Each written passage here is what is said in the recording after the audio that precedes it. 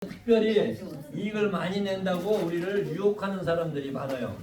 이거 투자하면은 대박 난다. 근데 내가 거기에 대한 관심을 자꾸 기울이니까 그쪽에서 자꾸 그래 오는 거죠. 그런 것도 있지만은 배워야지. 그런 것도 있지만은 내가 좀 투자를 할 수 있는 그 사기를 쓸 수 있는 그런 사람이다 생각하면 사기꾼들이 사기를 딱 삼잖아요. 사기를 100% 당할까요, 안 당할까요? 당하죠.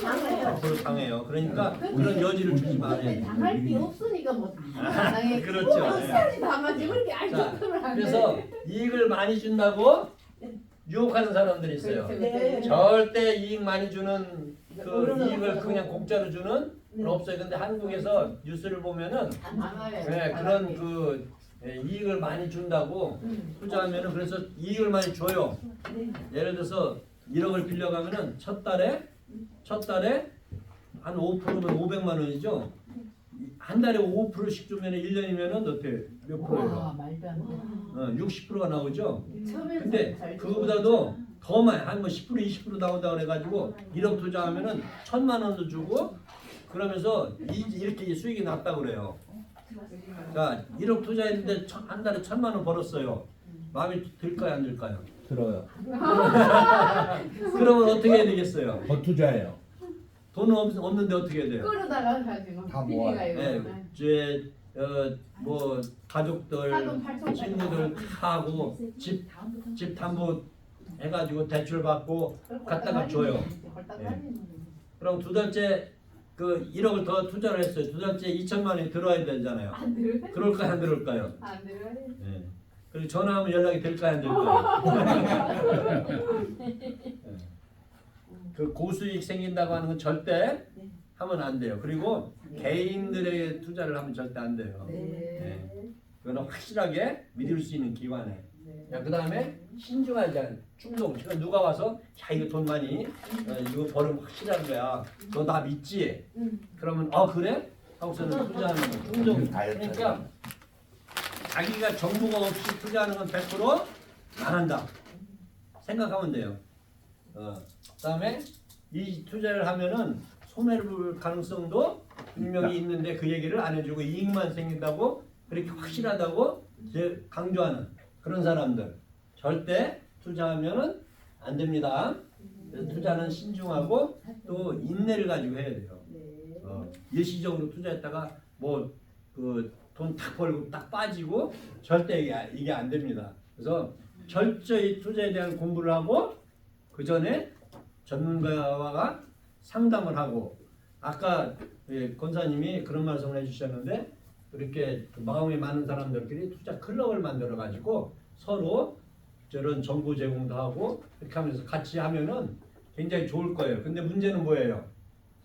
마음이 안 맞으면은 한국 사람들 서로 모여가지고 하다가 내 마음대로 안 되면은 네 마음대로 해 하고서는 싸우고 헤어지잖아요.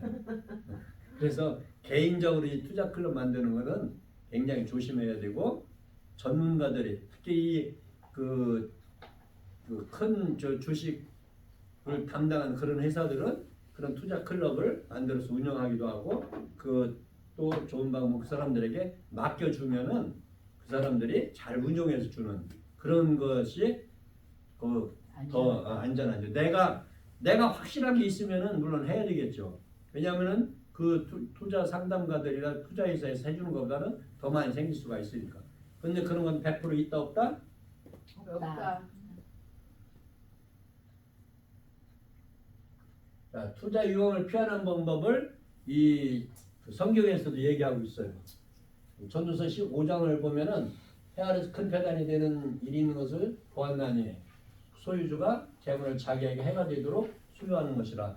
그런 유익한 데 투자하지 않고 해가 되는 그런 재산을 가지고 있는 것도 있죠. 그래서 그것은 어떤 어려움이 생기면은 다 없어진다는 거죠. 그리고 후손에게 남겨줄 것도 없다는 거죠. 근데 이런 그 기본적인 이런 그 위험이 있는데 거기에서 전도서 11장에서 이렇게 얘기하고 있어요. 7에나 8에게 나눠줄지어다. 무슨 재앙이 임할는지 내가 알지 못하면 이게 무슨 말이에요? 분산해서 투자를 하면은 아들 7에게 나눠졌는데 한 아들은 장사를 손해 볼 수 있지만 다른 아들은 유익을 볼 수 있고 그래서 그럴 때는 서로 이렇게 형제간의 우애가 좋으면은 손해를 감당할 수도 있죠. 예, 그런 얘기예요. 그래서 이 위험이라고 하는 것은 우리가 예상할 수 없는 데서 생겨요. 여러분 갑자기 플로리다 같은 허리케인이 많이 오거든요. 예. 근데 허리케인이 제가 살고 있는 올랜도는 잘 안 지나가요. 아주 좋은 데예요. 근데 그 밑에 마이애미라든지 특히 이 서쪽으로 특히 그 플로리다 지도가 어떻게 생겼어요? 양말처럼 생겼어요. 이렇게 생겼어요. 꼭 이게 너무 크게 했는데 이렇게 그 냄비 손잡이 같이 이렇게 생겼거든요. 그래서 여기를 이쪽을 펜핸들러라고 그래요. 펜핸들러. 그런 말 들어보셨죠? 펜핸들러? 처음 들어. 처음 들어요? 아는 줄. 이쪽에 도시 여기가 이제 알라바마 주죠. 네. 그 허리케인이 어떻게 여기 바함하고 이쪽에 이제 뭐 도미니카인데 그 허리케인이 주로 이렇게 많이 지나가요. 그래가지고 여기 이게 알라바마고요. 알라바마로 해가지고 여기 옆에가 조지아죠. 조지아로 해가지고 사우스캐롤라이나 노스캐롤라이나 허리케인이 이렇게 많이 지나가요. 그래서 피해를 제일 많이 보는 데가 그 펜핸들 여기하고 알라바마하고 이쪽이에요. 그렇구나. 예. 그래서 제가 생각하는데 왜 그렇게 계속 매년 그런 허리케인이 오는데 거기서 사냐? 이사가지. 이사라는 게 쉽지가 않더라고요. 이 사람들한테도 한번 터전을 잡으면은. 예. 그래서 그 잡이라든지 여러 가지 때문에. 근데 이쪽은 거의 뭐 매년 아니면 1년에 몇 번씩 오거든요. 2004년도 7년 이제 연도를 잊어버렸는데 그때 허리케인이 제일 많이 플로리다에 왔어요. 그래가지고 여기 이제 올랜도가 여기인데, 예, 올랜도 여기로 허리케인이 6주 사이에 3번이 지나갔어요. 그냥 적은 게 아니고 큰 게. 저희 집 첫 번에 허리케인 와서 저희 집 지붕이 다 날아갔어요. 그래가지고 비가 오면 어떻게 돼요? 다 새잖아요. 예. 여러분 그 옛날 시골에 초가집이나 그 집이라도 여기 비 오면은 새면 뭐예요? 여기다가 그릇 하나 갖다 놓고 저기다가 밥 갖다 놓고 뭐 이렇게 하잖아요. 그렇게 살았어요. 그런데 홈데포에 가니까 지붕을 막을 수 있는 뭐 비닐이나 뭐 타프나 이런 게 다 돈이 나가지고 다 그러니까 살 수가 없어요. 그래가지고 뭐 0.0 몇 밀인가짜리 비닐 짧은 거라도 사가지고 하면 도움이 될까 해가지고 그거 사다가 지붕을 깔았거든요. 그 바람 살짝 불으니까 다 날아가고 2번 지나가고 3번 지나갈 때마다 굉장히 힘들었어요. 그리고 나서 이것을 지붕 루핑을 해야 되는데 다 온 플로리다가 다 그렇게 나가니까 루핑하는 사람들이 전국에서 다 몰려왔어요. 미국 전역에서 엄청나게 몰려왔는데 이거 하는데 6개월, 7개월씩 다들 걸렸어요. 네. 그때 이렇게 힘들었어요. 이런 자연재해가 생기면은 내가 예상을 했어요, 못했어요? 못했죠. 그러면은 이때 내가 가지고 있는 재산이나 이런 게 투자한 게 어떻게 돼요? 날라가죠. 이럴 때 돈을 버는 사람이 있겠어요, 없겠어요? 어디가 돈을 버는? 알라바마. 홈디포, 루핑하는 사람들. 그 저는 모험철이 우리 나는데 모험철이 아들이 명함 있어요. 네네네. 루핑 네. 플로리다에 그래가지고 플로리다 그때 마이애미 돈을 많이 텔파가. 버셨대요. 아 그때 됐어요? 아니 그때는 아닌 것 같아요. 그- 모르겠어요. 예, 자본적인. 그 아드님 정도 되면 그때는 젊었을 것 같은데, 예. 그렇죠? 예. 근데 지금부터 한 저렇게 20년. 자연재해가 많은데도 그래도 사람들이 안 떠나고 있네요. 그런데 터전은 그 이후로 올랜도에 허리케인이 왔을까요, 안 왔을까요? 안 왔어. 안 왔어요. 루핑 깡됐네. 루핑 깡됐네. 이 세 번째 허리케인은요, 원래 웨더 포캐스트가 이렇게 와가지고 이렇게 해서 이렇게 올라간다고 돼 있었거든요. 예. 그러니까 여기가 텔파라고 하는데 네. 대파인데 밑에 여기 있는 사람들이 다 어디로 도망갔어요? 올랜도로 도망갔어요. 올랜도로. 근데 이 허리케인이 가다가 이렇게 올라가야 되는데 이리 막 돌아갔어요. 지금 오래 오른쪽이 저희 집입니다. 아 그래요? 어, 예, 올랐다. 예, 여기가 네, 여기. 거기가 예. 우리 집입니다. 그래가지고 괜히 템플 사람들 때문에 우리 집이 여보 올랜드? 아니 그럼 그때 제일 당했었어요. 원래는 좀 아니고 목사님도요? 우리 세번 날아갔다 동해안. 이거 그동안에? 동해안 동해안 지금 날아가는데. 여기 이쪽에 그 후로 한 번도 안 왔다니까요? 안 그래도 오늘 올지 모르죠. 아 근데 허리케인이 아까 얘기했잖아요. 대게 이렇게 지나가 이렇게. 대게 이렇게. 그리고 또 많은 허리케인이 동쪽으로 이렇게 가고. 네네. 그래서 동쪽으로 갈 때는 이쪽 바다 쪽에 있는 이게 비상거리죠. 오 마이 갓. 근데 대부분은 이렇게요. 이쪽에 생겨가지고 이렇게 이쪽으로 가요. 그래서 여기 페넨들랑 알라바마가 항상 어려워요. 파나마 시리가 난리가 예, 파나마 시리 그쪽에 페넨들로. 그러니까 저 동네 좀 조심해야겠고 항상 올랜도가 중앙이기 때문에 예. 올랜도는 그냥 예, 올랜도가 잘 그래서 거의 디즈니 월드라는 게 있잖아요. 그 사람들이 거기 시장 조사할 때 그걸 조사했대. 허리케인 피해가 제일 적은 데가 어딘가. 예, 그래가지고 했다고 하는 설이 있는데 뭐 문서로 확인한 건 없습니다. 자, 그 얘기는 뭐예요? 나눠서 분산 투자하는 얘기죠. 그 위험이 없는 투자는 절대로 존재하지 않아요. 그러나 그리고 성경은 또 어디에다 투자하라고 하는 얘기는 없어요.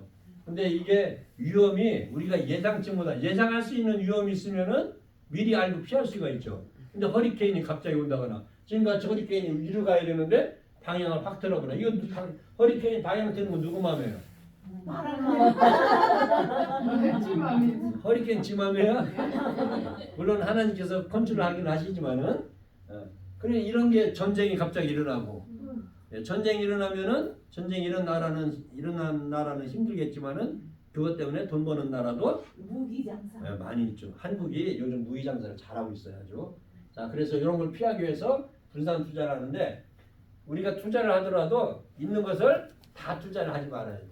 다 투자했다가 수익이 나더라도 그 수익은 어때요? 팔기 전에는 내 게 아니에요. 지금 내가 주식 투자를 했는데 갑자기 오늘 10%가 올랐어요. 신나게 기분 좋아가서 야 나 돈 벌었다. 그러고 있는데 다음날 떨어지면은 아무 소용 없잖아요. 팔아야 내 돈이에요. 수익이라는 것은 실현되기 전에는 절대 내 것이 아니에요.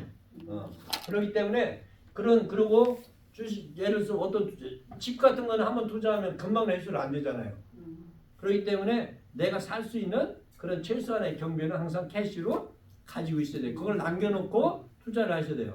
근데 어느 게 투자하는데 보이면은 뭐 내 것뿐만 아니라 남의 것까지 다 갖다가 투자를 하려고 그러잖아요. 그런 심리가 사람들 우리의 기본적인 심리가 다 있어요. 그래서 이 주식이나 이런 위험 자산에 투자하는 것은 도박하고 똑같아요. 도박. 여러분 도박 해보셨어요? 아니요. 제가 도박하는 사람을 옛날에 우리 교인으로 뒀는데요. 그분은 돈만 생기면 도박하러 가요. 무슨 거? 그 배가 있다고 그러더라고요. 배가. 카지노. 카지노에 거기는 플로리다는 카지노가 그 허용이 안 되는 주거든요. 그런데 바다에 배를 띄워놓고 하는 그건 허용이 되는가 봐요. 저도 자세히 모르는데. 네. 그래서 뭐 저기 그 동쪽도 있고 템파 그쪽에도 뭐가 있다고 그러고. 그런데 미장원 하시는 분인데 미장원 해가지고 돈만 생기면은 가요. 이혼했을까요? 안 했을까요? 했어요 방금. 도박은요 못 끊어요. 도박은 오른손으로 도박을 가지고 오른손 자르면 왼손으로 한다잖아요. 두 개 다 자르면 발로 한다잖아요. 그래서 그거는 정말 그분이 일을 잘해가지고 돈을 많이 벌어요. 근데 돈만 벌면은 그리 다 가요. 근데 도박은 절대 못 답니다. 뭐 어떤 분들은 저 어디야? 도박 많이 하는 데가 어디죠? 라스베가스 가서 뭐 돈 벌었다고 하는데 뭐 벌 수도 어쩌다 있겠지만 대부분은 돈 번 사람은 어떻게 해? 그 돈 가지고 나 돈 벌었다고 또 하죠. 야, 그래서 또 우리가 어떤 것을 내가 계획 속에 뭘 사야 되겠다고 이렇게 그런 계획을 세워가지고 그 계획에 맞는 것은 또 내가 캐시로 가지고 있어야 돼요. 그래서 항상 그리고 계획 이게 예, 주택 우리 자택은 물론 뭐 투자가 아니죠. 내가 살기 위해서 하는 거지만 일반 엑스트라로 집을 사고 투자를 하는 경우가 있죠. 그럴 때는 장기적인 계획을 가지고 지금은 뭐 전체로 집값이 좀 오르니까 집을 샀다가 또 오르겠지. 이런 생각을 하면은 안 된다. 예, 안 되는데 뭐 애틀란타 같은 특수 저기 형편에서 사람들이 몰리는 것 같으면은 뭐 장기적으로도 몰리겠다 하면 집값이 계속 오르겠죠.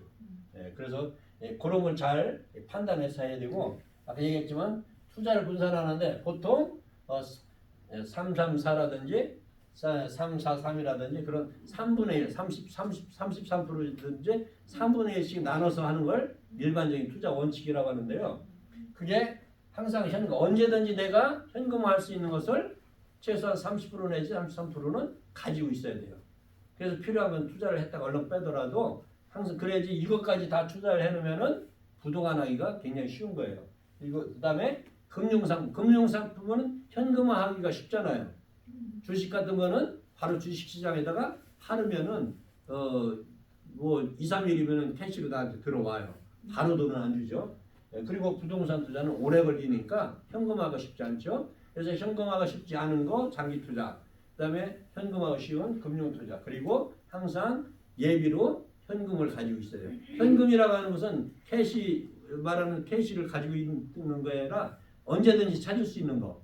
내가 가서 인출 언제든지 할 수 있는 은행 예금이라든지 또 뭐 주식 금융 투자는 좀 다르지만은 언제든지 내가 찾을 수 있도록 그런 게 한 30% 정도는 가지고 있어야 된다.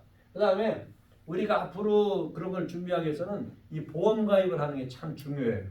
이 보험이라고 하는 것은 언제 일어날지 모르는 것에 예상을 해가지고 하는데 그 미국도 이제 그 아는 사람들이 보험 가입하라고 많이들 하죠. 그럴 때 그 저축성 보험이 있고 일시성 보험이 있어요. 그러니까 어떻게 손해가 생겼을 때만 보상해주는. 그것은 돈을 넣고 손해가 안 생기면 그냥 끝나는 거예요. 그러니까 그거는 어떤 미래에 대한 위험에 대비하는 것 좋지만은 할 수 있으면은 보장성 그리고 어느 정도 투자에 그 원금이라든지 아니면 거의 수익을 붙여서 주는 그런 보장성 그 보험이 있거든요. 그런 것에 가입을 하는 게 좋고요. 그다음에 연금. 제가 이렇게 목회하면서 보니까 이 목사님들이 굉장히 어렵게 목회를 해요. 이 경제적인 도움을 교회로부터 받지 못하는 목사님들이 참 많아요. 그래도 뭐 성도들이 있으면 조금이라도 주거든요. 근데 너무 조금 주니까 그거 가지고 살기 바빠요. 그런데 그렇게 하다가 65세, 70세에서 은퇴를 하면은 가진 게 아무것도 없어요. 그냥 정부에서 주는 소셜시큐리티 그거밖에 없어요. 그래서 그거 가지고 살기는 쉽지 않잖아요. 그런데 우리가 또 기대 수명이 지금 몇 살이에요? 100세요? 120? 예, 120이에요. 그리고 2010년 그때 태어난 사람들은요 144세래요. 근데 70에 은퇴하면은 앞으로 몇 년을 더 살아야 돼요? 60년을 더 자기 살아온 만큼을 또 살아야 돼요. 그런데 그게 평균이잖아요. 어떤 사람 병들어서 일찍 죽는데 죽지 않은 사람들은 몇 살까지 살아야 돼요? 아브라함만큼 살아야 돼요. 160살, 170살 살아야 돼요. 그때 돈이 없으면 어떻게 돼요? 끔찍하잖아요. 그러니까 그런 미래를 대비해서 연금도 들어놓고 또 일반적으로 주택 시장은 떨어지기도 했죠. 집값이 지금 한 2, 30년 그걸 보면은 한번 올랐다가 또 팍 떨어졌다가 또 올랐다가 떨어지고 이렇게 집값도 계속 오르지만 않아요. 그런데 전체 트렌드를 보면 어때요? 계속해서 올라가잖아요. 그러니까 주택도 투자의 한 방법이에요. 다만 어려운 것은 내가 필요할 때 현금화 시킬 수 없고 내가 필요할 때 떨어졌으면은 팔면 손해고 이제 그런 위험은 있죠. 그러나 장기적인 그런 투자로는 부동산 투자도 괜찮다. 다만 투자를 할 때 꼭 우리가 알아야 될 것은 빚을 내서 투자하면 안 된다. 절대 빚 내서는 투자하지 마세요. 아무리 투자 수익률이 좋아도 빚 내서는 투자하지 말아요. 그런데 다만 빚 내서 투자할 그런 경우가 있어요. 아까 얘기했지만 기업들은 은행에서 대출을 받아다가 더 많은 수익을 내면은 그렇게 빚을 내도 되죠. 근데 개인들도 그렇게 해서 또 빚을 내는 경우가 있죠. 어떤 경우죠? 집 살 때 주택융자 대금을 받으면은 그게 주택융자 대금 받은 것보다 그 주택 상승률이 적으면은 계속 이자만 내고서는 손해만 보는 거예요. 그렇기 때문에 그 투자를 생각할 때는 것도 신중하게 내가 집을 내가 혼자 살기로 위한 자택으로서 살기 위한 것은 올라도 괜찮고 내려도 괜찮고 상관없어요. 어차피 나 투자를 할 때는 신중하게 생각을 해야 돼요. 절대 도박 또 복권이야 뭐 그렇게 비싼 건 아니지만 어떤 때는 뭐 경마장이나 이런 때는 투자를 엄청들 많이 하더라고요. 그리고 이 도박하는 건 뭐 자기 생명 바쳐서 도박을 하니까 이런 투자는 절대 해서는 안 되고 혹시라도 여러분 가운데 도박을 하고 있는 분이 계시다고 하면 당장 끊으시기 바랍니다. 예수님께서 도박을 하는 손발을 다 자르고 천국에 가는 게 낫지 도박하고 두 손 가지고 지옥에 가는 것은 좋지 않다고 성경에 그렇게 말씀하셨죠? 아니. 아니요? 했어요. 자, 그러면 우리는 이제 이런 일반적인 이 투자를 봤는데 어떤 그 믿음의 리스크 우리가 믿음에도 리스크가 있어요. 예, 그래서 우리 그리스도인들에게 리스크라고 하는 것은 시험에 빠지고 유혹에 빠지는 건데 특별히 이 사탄의 전략에 휩쓸리는 거예요. 그래서 우리가 그 일반적인 금융 투자를 할 때도 우리의 마음속에 사탄이 뭐라 그래요? 투자해라. 자꾸 그러거든요. 괜찮다. 특별히 내 가까운 친구들, 너 가까운 가족들을 통해서 너 이거 하면 괜찮아. 나한테 투자해 괜찮아. 막 이렇게 유혹하는 그런 경우가 많죠. 예. 그래서 우리는 일반적인 그런 투자를 해가지고 손해보는 것에 그치지 않고 우리의 신앙, 결론 끝에 가서는 우리의 영혼까지 다 파멸되는 그래서 영원한 생명을 갖지 못하는 그런 경우에까지 가기 때문에 신중하게 투자를 해야 됩니다. 특별히 하나님께서는 우리에게 복을 주신다고 복을 주시는 하나님이라고 계속 말씀하시죠. 나는 내 여호와 하나님이라 내가 너희들에게 복을 주겠다 말씀하시는데 복만 주시는 것이 아니고 어떤 것도 주신다고 그랬어요? 재앙도 주신다고 그랬어요. 재앙 주신다는 건 저주하는 거죠. 내가 저주가 한다고 그렇게 말씀까지 하셨어요. 신명기 말씀을 보면 내가 만약 하나님 여호와의 말씀을 순종하지 아니하여 내가 오늘 내게 명령하는 그의 모든 명령과 규례를 지켜 행하지 아니하면 이 모든 저주가 내게 임한다. 우리가 신앙생활하고 예수님 잘 믿어서 구원받고 천국에 가야지 하나님의 저주를 받고 지옥에 빠지면 되겠어요? 안 되겠어요? 말이 안 되죠. 그래서 우리는 항상 우리의 투자 그런 그 프라이어티를 가져야 되는데 그것이 마태복음 6장에 나오는 주님의 말씀하고 똑같아요. 우리가 하나님과 재물을 겸하여 섬길 수 없다. 무엇에 프라이어티를 줘야 되냐? 하나님께 프라이어티 줘야 되는데 한 7점 주고 세상에 한 3점 주니까 그래도 나는 멋진 그리스도인이다. OX. X. 네, X죠. 하나님에 대한 프라이어티는 100%다. 그 교만은 패망의 선복이요 거만한 마음 넘어짐의 앞장이라. 교만과 거만하면 어디 생겨요? 내 것을 자랑하는 생기는 거죠. 근데 내 것이 아니고 하나님 것이라고 생각하면 자랑할 게 없고 그러면 교만이 안 생기겠죠. 그런 그 믿음의 리스크 두 번째는 교만이고 세 번째는 우리에게 음란한 그 어떤 그 음란하다는 것은 말이에요. 남자 여자 그런 관계를 떠나서 하나님께서는 하나님을 버리는 행위를 음란하다 이렇게 얘기를 했어요. 그 하나님을 떠나는 것은 이방신의 다른 신, 하나님의 다른 신과 결혼하는 거니까 나를 버리고 결혼하는. 예. 그다음에 탐욕, 그다음에 말과 분노 이런 것을 특별히 이렇게 말을 우리가 조심을 해야 돼요. 우리 그리스도인들이 왜 말을 조심해야 되는지 아세요? 말에 권세가 있어. 예, 말의 권세가 제가 얘기하려고 하는 걸 다 해주시네. 예, 혀의 권세 똑같죠? 우리 그리스도인들은 말의 권세가 있어요. 믿음으로 말을 할 때 그 말이 이루어져요. 그러니까 우리는 남에게 저주를 하면 그 저주가 어떻게 될까요? 그 사람도 저주를 받을 뿐만 아니라 그 저주가 나한테 돌아와요.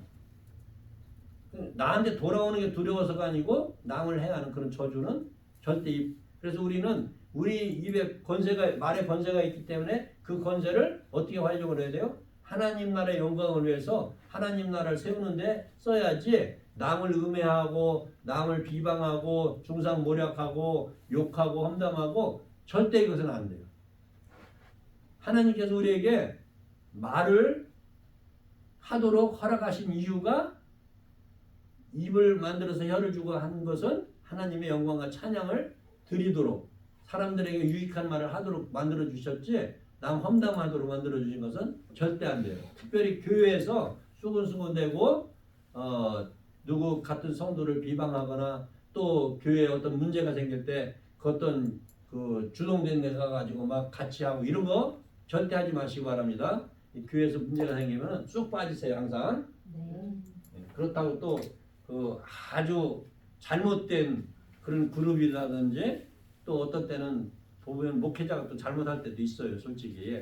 그럴 때는 또 과감하게 또 일어서야 되겠죠.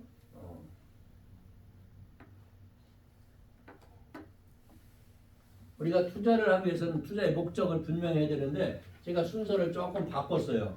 이게 좀 미국적인 시각과 한국적인 시각이 좀 틀린데, 한국의 목사님들은 가정을 팽개치고 목회를 굉장히 열심히 해요. 근데 미국의 목사님들은 교회의 부흥보다는 가족의 평안을 우선적으로 해요. 어느 게 좋고 어느 게 나쁠까요? 가정을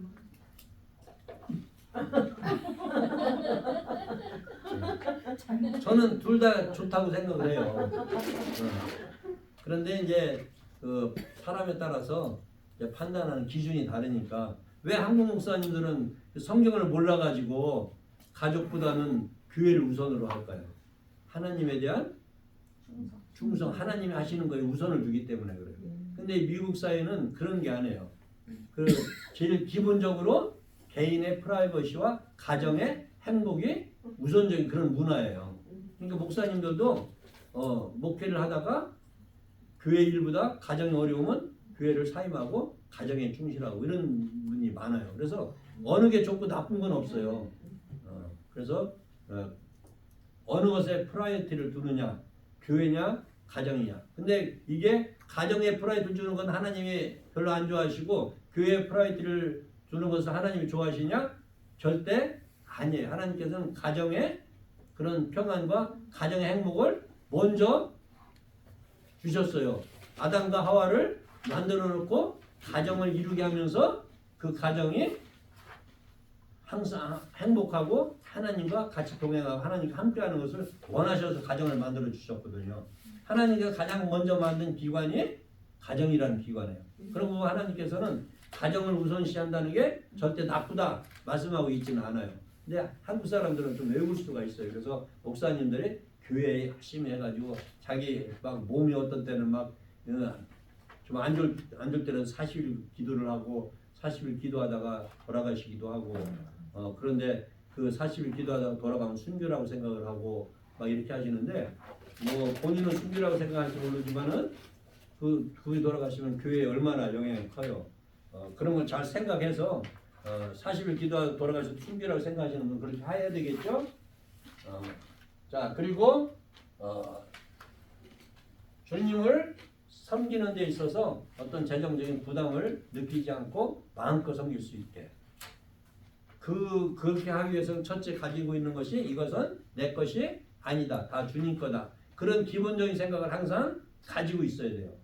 그래서 이 재정 강의 전부 다 그냥 한마디로 요약하면 내 건 없다, 내 거 있는 거 내 거라고 생각하면은 그건 교만이다. 하나님께서 11조를 바치라고 말씀하셨는데, 우리가 하나님께 내 것을 드리는 것이 아니고 하나님께서 우리에게 오히려 부를 우리에게 주신 거다. 이런 생각을 항상 해야 돼요. 그리고 이제 이런 투자를 위해서 또 자신의 가정, 또 기업 이런 거 하는데 사용하고요. 그 다음에 첫째 중요한 것은 어떤 투자를 할 때 목표를 정해놓고 해야 돼요. 그렇지 않으면은 그 아까도 얘기했죠. 팬데믹 시대 때 주식값이 돈을 많이 벌었어요. 근데 그 사람들이 그 돈을 버는 상태에서 가지고 있는 사람은 몇 안 돼요. 그 다음에 주식값이 확 떨어졌거든요. 근데 더 손해보는 사람은 어떤 사람들이요? 주식값 막 오르니까 야 저거 투자하면은 돈 좀 되겠다 해가지고 영끌이라고 그래요. 영끌 영혼까지 끌어들여가지고 다 투자를 해요. 그러면은 그 영혼이 완전히 그 팬데믹 확 올랐다가 확 떨어졌거든요. 근데 최근에 미국의 경기가 좀 좋아지고 뭐 금리가 또 금리를 이제 고정시키고 인하한다고 하는 그런 기대감 때문에 조금씩 올라가는 과정이에요. 근데 올라가는 게 그냥 쭉 올라가는 게 아니라 올라갔다 내려갔다 올라갔다 내려갔다 하고 내려갈 때 그 내려가는 종목을 사면은 손해 보고 올라갈 때 올라가는 종목을 사면은 이익 보고. 근데 그걸 누가 알아요? 모르잖아요. 그렇죠? 그래서 위험성이 큰 거죠.